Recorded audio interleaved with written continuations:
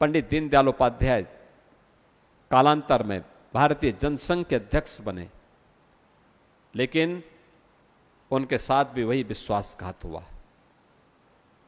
उस समय उनकी भी मृत्यु। एक लगातार कार्य करते हुए देश के अंदर राजनीतिक स्थिरता विकास के लिए उतनी ही महत्वपूर्ण है। पंडित दीनदयाल उपाध्याय जी इस बात को जानते थे और पहली बार 1967 में एक गैर कांग्रेसी सरकार के गठन का भी श्रेय पंडित दीनदयाल उपाध्याय जी को जाता है। भारतीय जनसंघ अटल बिहारी वाजपेयी जी और आडवाणी जी के युग में जब प्रवेश करती है, देश के लोकतंत्र पर जब कांग्रेस की काली साया छाने लग गई थी, उन्होंने लोकतंत्र का गला घोटने का प्रयास किया था। उसके खिलाफ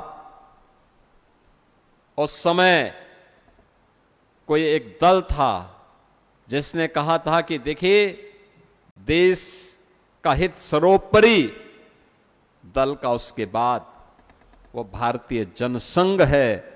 और अटल जी और आडवाणी जी के नेतृत्व में उस समय भारतीय जनसंघ के संस्थापकों, उस भारतीय जनसंघ के नेताओं ने भारतीय जनसंघ का विलय जनता पार्टी में करवा करके लोकतंत्र को बचाने की उस लड़ाई को आगे बढ़ाया था। भारतीय यानी जब जनता पार्टी बनी, जनता पार्टी बनने के बाद वह प्रयोग पूरी तरह सफल नहीं हो पाया। अनेक कारण थे। तब 6 अप्रैल 1980 को भारतीय जनता पार्टी का गठन सदैव अटल बिहारी वाजपेयी जी के नेतृत्व में होता है। पहला आम चुनाव, जब उसके उपरांत भारतीय जनता पार्टी लड़ी 1985 में, मात्र 2 सांसद भारतीय जनता पार्टी के जीते थे।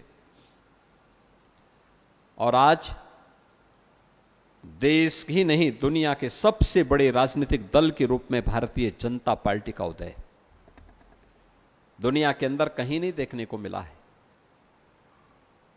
भारतीय जनसंघ के संस्थापकों ने और भारतीय जनता पार्टी के संस्थापकों ने स्थापना काल में जो कुछ सोचा था, पिछले 11 वर्ष के अंदर प्रधानमंत्री मोदी जी के नेतृत्व में वह सब कुछ साकार हुआ है।